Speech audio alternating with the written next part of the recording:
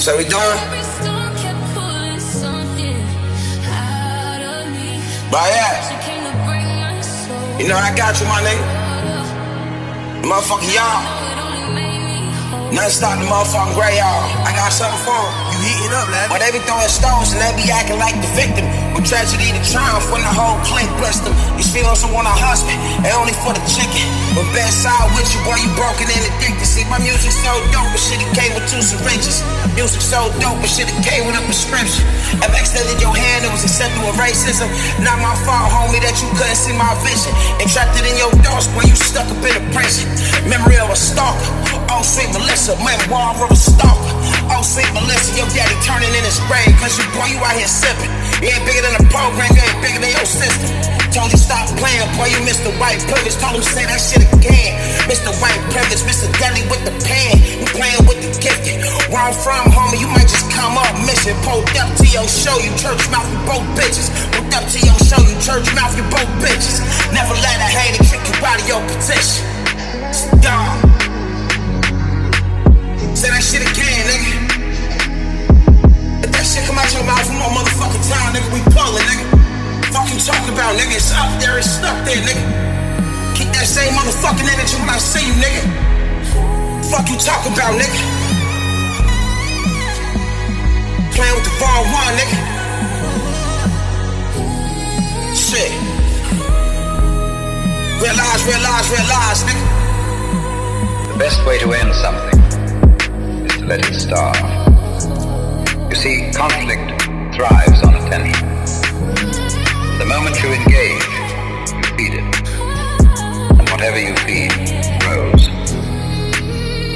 But if you simply let it be, if you withdraw your energy, it withers away, like a fire deprived of air. The world is built on patterns, loops of cause and effect. Most people stay trapped within them, reacting endlessly, playing the same game over and over. But here's the secret. You don't have to play. Step back, and the game collapses. Step away, and new pathways unfold. Where attention goes, energy flows. So if you wish to move forward, let go. Do not return negativity. Do not wrestle with what seeks to pull you in. Okay, wait. Why did you pull me over first? Yeah. And then I'm not discussing my day. Not discussing my day. Yep, then what else? Hey, I'm not discussing my day. What else? Am I being detained? Or am I free to go? Okay, what else? Am I being detained or am I free to go? Oh, this is that one thing. Yeah. What else? I invoked the fifth, but I don't know. He said it pleads the fifth. Shut the fuck up. You don't say a fucking way. You don't say a fucking way. They ain't ready for the motherfucker skull low. You know what time it is, Millie. I love you, Alex. I love you, Theo. What up? Grandma Lee, what up?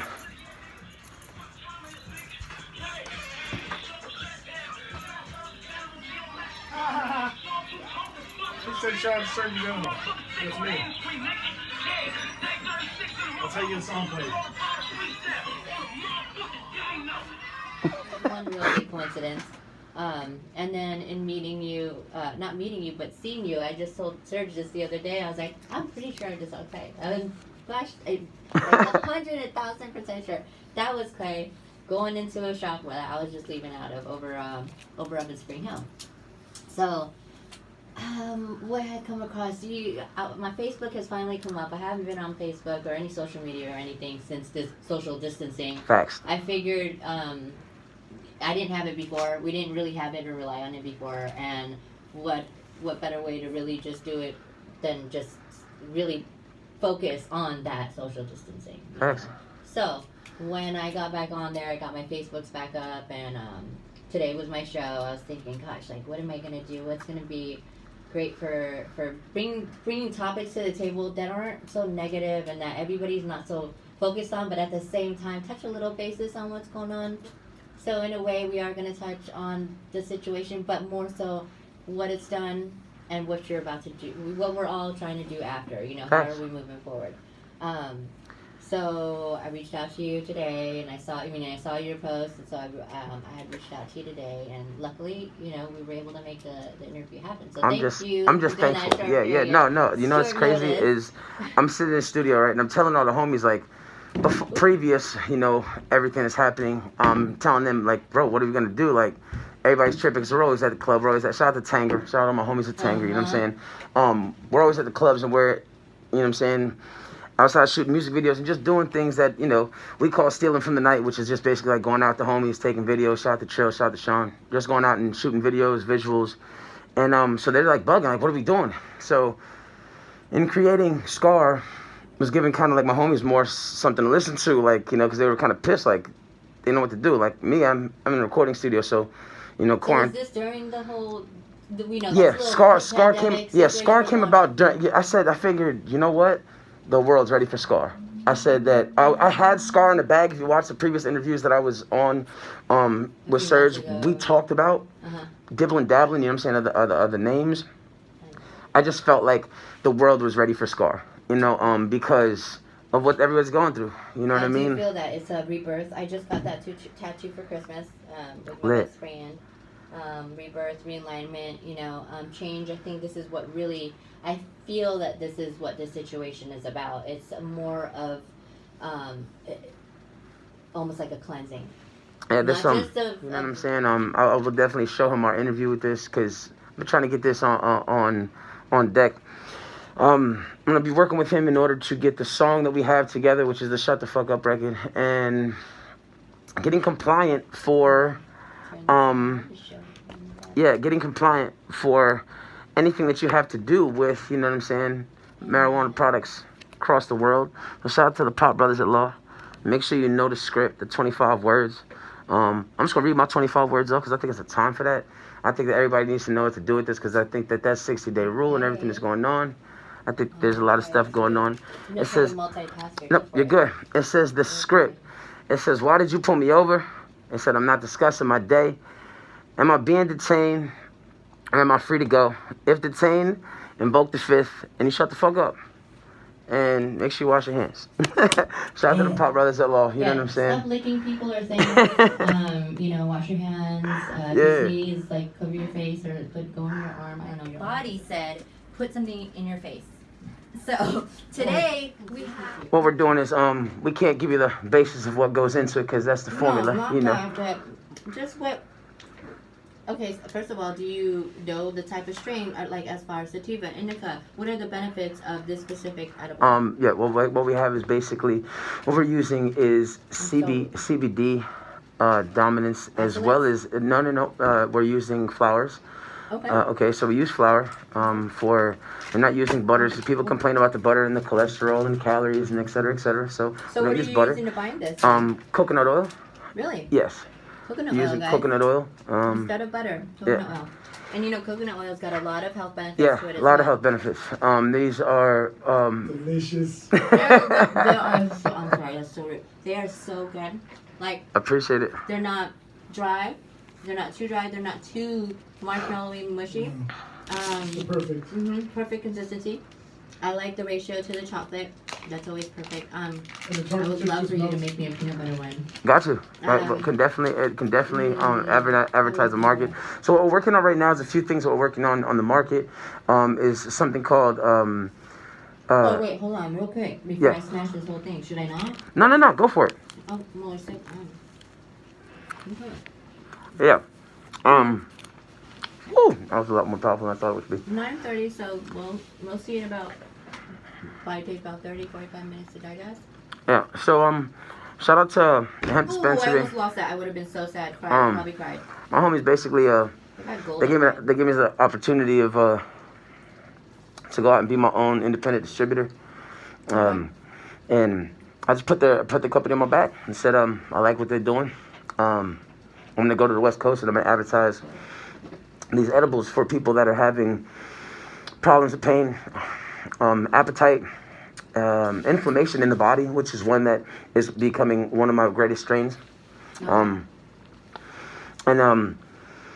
just a lot of things that I'm doing medicinally with the product. rather than everybody running around just trying to get high, I took it and I wanted to become compliant. Shout out to my pop brothers at law. Again, plug. You know what I'm saying? Just formulated a plan to be able to become compliant and go to the West Coast, become compliant and be able to have it distributed throughout the world so that it would be compliant enough for the United States government and the agricultural, obviously, that would come into looking into what's being built off the product and et cetera, and looking into what you're doing. You got to be able to be compliant. So compliancy. Exactly. So does he know what's about to happen with everything going on Yeah. now? Is it going to affect your? Well, that's the thing. So you have different type of things that are going on. You know, there's people that aren't worried about these low-level parties that are going on and stuff like that. That there's a lot of things going down. Mm-hmm. And within talks of, you know. Oh, my tongue feels a little numb. Is that supposed to happen? The best you No, that's not. Has not a side effect. That would be hilarious. No. So well, 'cause I have a lot of allergies too, so I'm like, oh wait a minute, what'd you make of it? No, you're good. So basically what we're doing now is the fight is for compliancy, is how to get compliant to become legal to sell in stores. And that's what my design was, because at first, I'm not going to sit here and try to nonsense. I was attending, you know what I'm saying, low-level parties that we're doing with, you know, just the homies that people are, you know, creating this wave. And there's a few homeboys that I'm not going. They like to order. So that's the thing. How are you at right now as far as distribution? Do you have a storefront? Or are you just no, we're working. Startup and trying to see where? Well, I took it because I just didn't want to be, you know what I'm saying, the kid that does everybody on the East Coast, they formulate you as looking at like a drug dealer, and you're not. When I'm on the West Coast, It's not just that. I don't think it's a coastal thing. I mean, you're gonna obviously get generations. See, I just an excuse for us to get. Yeah, I just took it as like the East Coast, more or less. Uh-huh. You know, the people that were at the right positions to make things right on the East Coast fell back a little to the people on the West Coast. They started making billions with this avenue. So I knew that when the green rush hit, I knew when I sat down with Pop Brother Mark and I understood that you could become compliant and make something that you're doing be perfect for what you're doing in the avenue of, in the East Coast, people are being arrested and being taken to jail for smoking a cannabis plant. And I feel like it is being so demonized. I think that it's time for a person to step up on the East Coast and say, you know what, it's not a bad drug like you say it is. It's a medicine, and I am definitely down to say that there's, you know, companies that'll say that it's different, but I tend to believe that when you're doing something like creating medical marijuana gummy bears for epileptic children that are having seizures, that have had seizures, you know what I'm saying, all day, and you give this child a gummy bear and he stops having a seizure, I don't care what a doctor's going to tell me. I'm just going to ask him to tell me why what you said wouldn't happen did happen. Right. So, in that aspect, you know, when you don't go to college, you don't have the degree to do what you're supposed to do, because I didn't go to school. I'm an artist first, you know. I was looked at as, you're just a kid, you know, you're some punk kid making something, you know what I'm saying, that's not relevant. And a lot of my homies and a lot of my homegirls, that they're behind closed doors with it. They're afraid to come out and, you know what I'm saying, jump on the radio and have an interview and talk about their product. I know people right now with great products. You know what I'm saying? I think the problem is because there's so much stereotype behind it that this a avenue of distribution on a level that's compliant, because compliancy is where you can survive. You know, there's a level of severity if you don't. So I just feel like in doing so is the proper thing to do. So shout out to, again, the Pop Brothers at Law, because, you know, on the West Coast, and your compliancy is definitely a point of trade. And when you're in this lane, and that's one thing that I think that people they're demonized as being, you know, drug dealers and this, that, and the third thing. And I know people right now on the West Coast that are eating on edibles that are, you know, can't get out of bed. They have epilepsy, they have cancer, they have pain, they have inflammation, they have cancer in the brain. You know what I mean? How you doing? I just been across the board with it, and I've literally dove into myself and tried to channel myself as not only a good person to help my people, But what I've learned on the West Coast after traveling there was that I wasn't just some punk kid, you know what I'm saying, that everybody was demonizing me for. Like, I lost relationships to this shit. Like, I lost, like, friendships to this shit because people were like, yo, you're crazy. And as crazy as I was with the music as crazy as I was with the cannabis shit, I knew that, you know, my little sister, God forbid, because she going to kill me for talking about this and bringing it up, but she went through a spout with cancer. My mom went through a spout with cancer. I lost my uncle to cancer. So cancer was tearing apart my family. Like, it really was just like this war between me and cancer personally. And I had to find out a way to make it end personally with me. Because if anybody knows my story, if you watch the Demons video online, a cancerous tumor blew out the side of my uncle's body. And it was about the size of a car tire. So I witnessed something so morbid, you know, and seeing something. I went into this depression and where, like, I just saw so much nonsense from my uncle happen that cancer really sent me into a depression after seeing my mom get cancer. You know what I'm saying? She almost lost her life to cancer, and watch my daughter stand bedside and be sad, and just like everything that cancer is, you know what I'm saying? Like, it affects millions and millions of people. I felt like it was time for somebody to find something that can help some of these kids that are dying, that are having epileptic seizures. And after going to the West Coast and meeting with my homies, shout out to Ryan Kited and Hood Chef, just giving me like the manifestation to stay true to what I wanted to become, and that was a medicine man, a healer, because at that point in time, my mom had cancer. And as fucked up as it sounds, I was telling my mom back home, shout out to Gina Powers, because she's married to my mom. I told my mom, I was just like, just make my mom smoke weed. And my mom, Gina, was like, you know, you're crazy, right? Because mom's like straight edge and she don't play that shit. Yeah. So long story short, you know, whatever happened, you know, she lost her job for whatever the case. So mom started to going and experimenting with, you know, the cannabis plant. And fast forward, and I'm probably going to be pissed off for telling, but it's probably what saved her life. Because every morning I would make her coffee, and she's probably going to whoop my ass when she finds this out, because I never told this to anybody. But you know, in making my mom's coffee, I would make sure that she had some form of THC in her coffee to kill whatever was left inside of the cannabis plant after I returned home. Mm-hmm.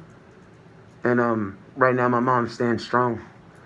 She has all her hair back, and she's beat the cancer. So I think it was just powerful for me to see that you know, and losing.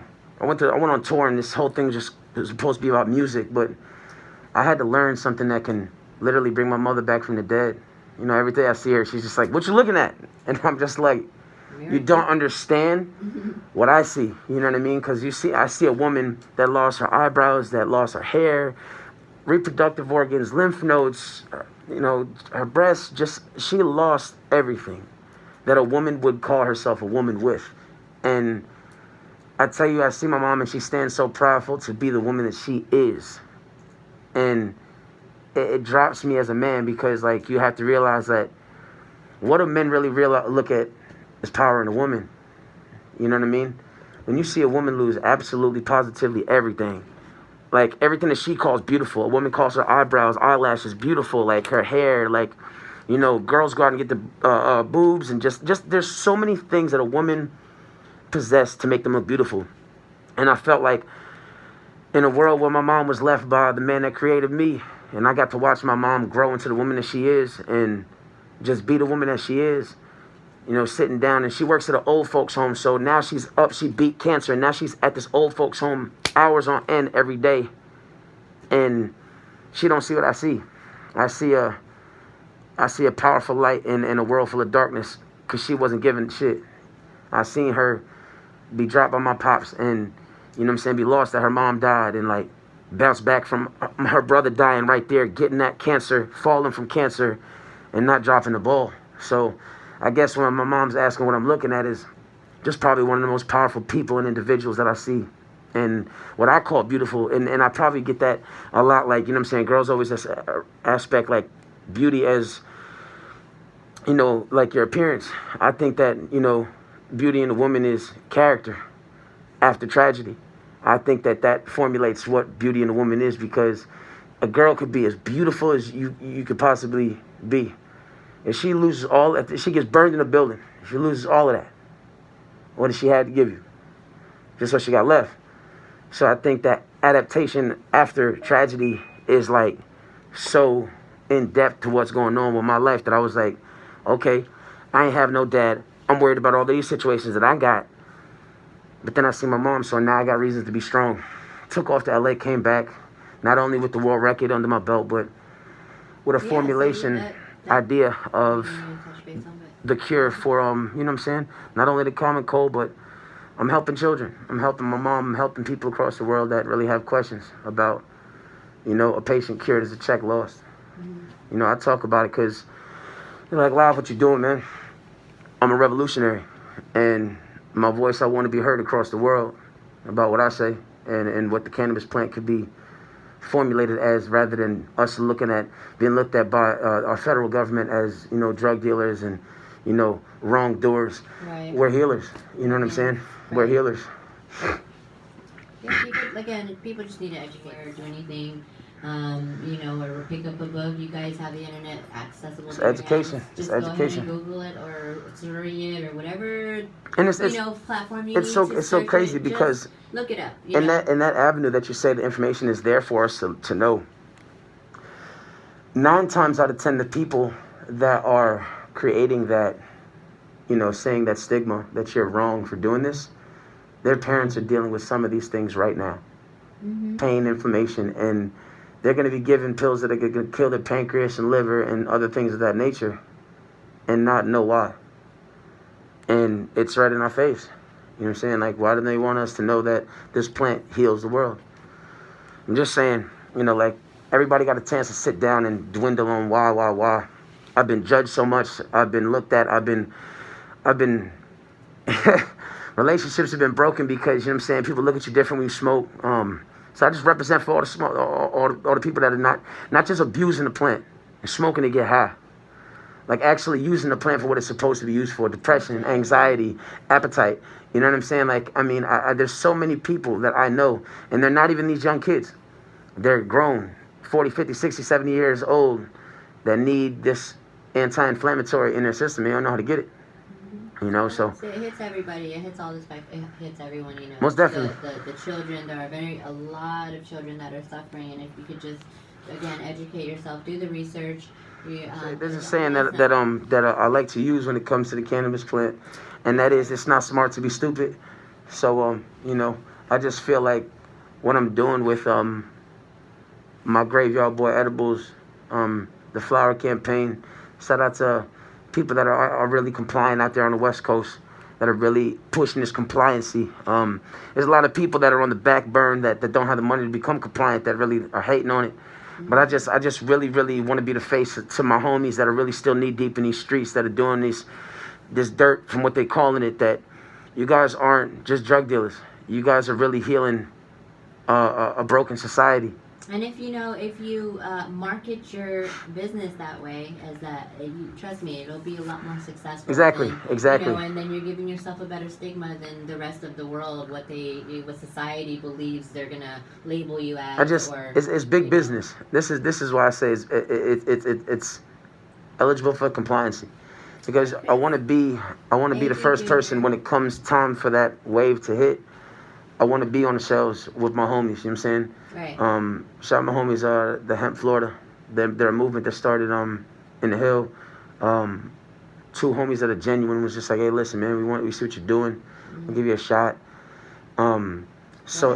Investing inserting in everything, like the hookah hookah stuff that we're making CBD shisha, which is called CBD, which is like the hookah and the CBD connected, so that you could take hookah and you can smoke this. So there's different ways that we're giving our audience, a broad wave to ingest, inhale, and self-medicate. Right. And this is what I want to make obvious. This is medicine. So when you're out there abusing it and you're just doing that to abuse it, there's a different ball game in that spectrum. I'm talking about. Get your medical marijuana license or your card out here in Florida. You can go ahead over at page or DM me your friend. So here's to the Space Age Cookie. Space Cookie. You over there? You good over there? Yo, can we get Serge's face? You alright? Hey, Serge. I'm done. Hey, how you feeling? How you feeling, bruh? That is a lot of. Oh my God.